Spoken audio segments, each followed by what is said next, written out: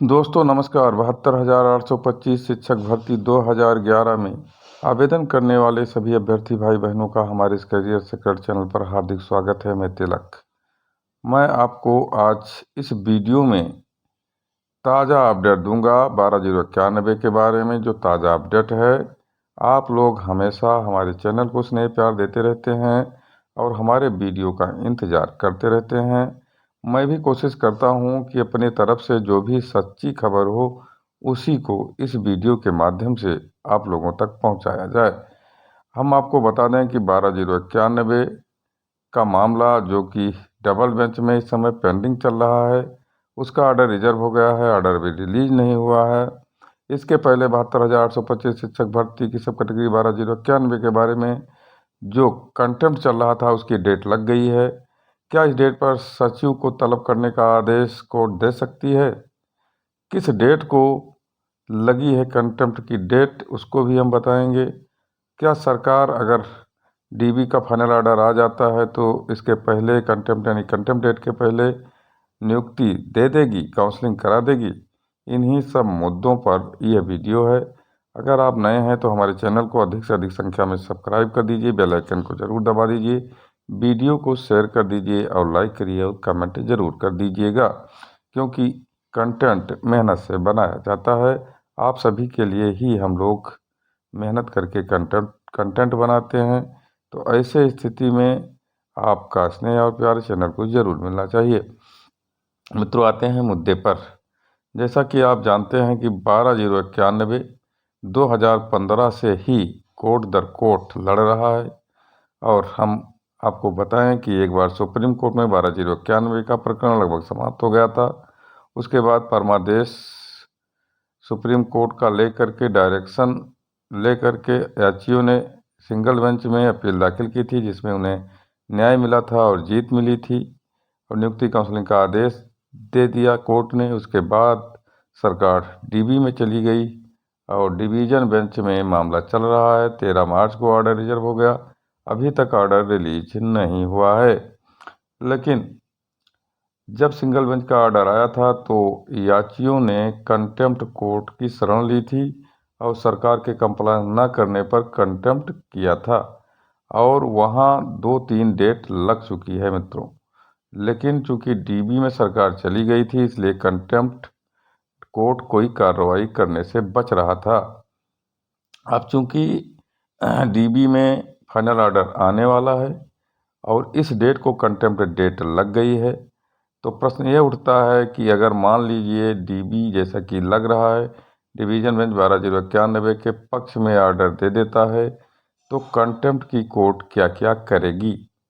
तो मैं आपको बता दूं, चूंकि कई तिथियों पर सुनवाई कंटेम्प्ट में हो चुकी है, तो ऐसे स्थिति में मैं आपको बता दूं कि वहाँ लमसम 3,000 से अधिक याचियों ने कंटेम्प्ट किया है, और अगर कोई फाइनल ऑर्डर याचियों के पक्ष में डबल बेंच से हो जाता है तो कंटेम्प्ट कोर्ट कुछ ना कुछ सरकार पर शिकंजा जरूर कसेगी, और इसमें यह भी हो सकता है कि सरकार से जवाब मांगेगी कि चूंकि डीबी का भी ऑर्डर अब आ गया है, तो आपको जो है अब इन लोगों को नियुक्ति और काउंसलिंग कर देना चाहिए।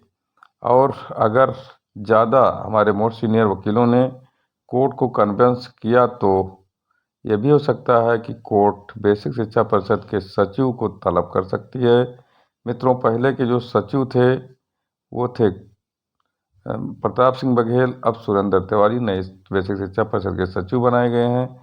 तो यह भी हो सकता है कि पहली बार सचिव को चूंकि पोस्ट हुए हैं तो कोर्ट न तलब करे, वकील द्वारा ये कहा जाए, सरकारी वकील द्वारा, कि सचिव साहब नए हैं तो अभी जो है हम उनको ये सूचना देंगे, उसके बाद में ही आप तलब करिए। ऐसा भी हो सकता है। और कंटेम्प्ट किस डेट को लगी है मित्रों, मुद्दा यह आता है, तो हम आपको बता दें कि कंटेम्प्ट डेट 26 अप्रैल को लगी है 12/091 की। यानी 26 अप्रैल को जो डेट लग गई है कंटेम्प्ट डेट, उस डेट पर सुनवाई ज़रूर होगी, और इसके पहले अगर डिवीज़न बेंच का फैसला आ जाता है तो कंटेम्प्ट ज़रूर लागू होगा और कंटेम्प्ट पर आदेश भी होगा। और कैसा आदेश होता है, सचिव को तलब करने का या सरकार से जवाब मांगने का, वो तो कंटेम्प्ट कोर्ट में ही पता चलेगा उस दिन। लेकिन अभी तो डबल बेंच से जब तक फाइनल ऑर्डर नहीं आ जाता है तब तक कुछ नहीं कहा जा सकता है। एक प्रश्न और उठता है कि अगर मान लीजिए डबल बेंच से याचियों के पक्ष में फैसला आ जाता है, यानी चाहे पटिशनर बेनिफिट दे दे डबल बेंच या फिर पूरे लिस्ट पर ऑर्डर कर दे, तो क्या सरकार कंटेम्प्ट डेट जो 26 अप्रैल को लगी हुई है उससे पहले कोर्ट के ऑर्डर का अनुपालन करेगी या कंप्लायंस कर देगी? यह भी मित्रों संभव बात है, क्योंकि सिंगल बेंच पर उसने कंप्लायंस नहीं किया था। अगर डबल बेंच में ऑर्डर हो जाता है तो सरकार ज़रूर चाहेगी कि इस मामले को अब निपटा ही दिया जाए।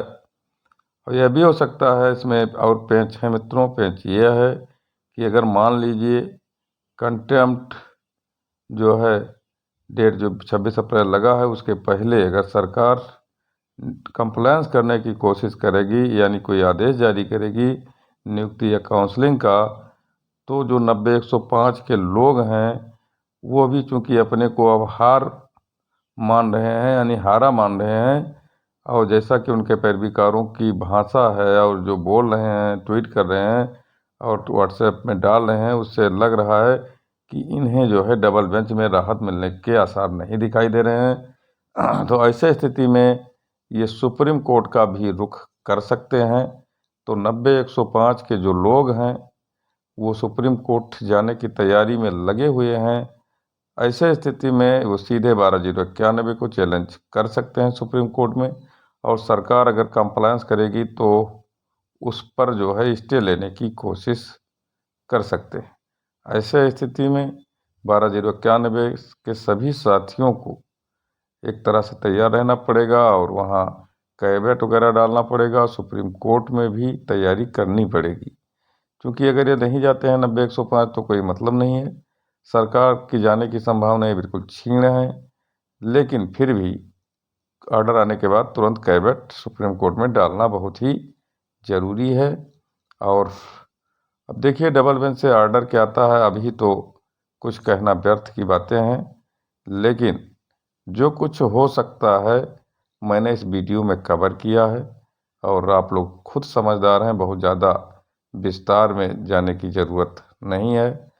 क्योंकि 90-105 के जो लोग हैं वो बार बार हुंकार भर रहे हैं, रोज़ वीडियो डाल रहे हैं कि हम सुप्रीम कोर्ट जा रहे हैं। तो मैं भी कह रहा हूँ कि हो सकता है भाई सुप्रीम कोर्ट जाएं, सभी को जाने की लिबर्टी है, किसी को संविधान ने सुप्रीम कोर्ट जाने से नहीं रोका है। तो मित्रों, यह था कंटेम्प्ट की अपडेट। धन्यवाद।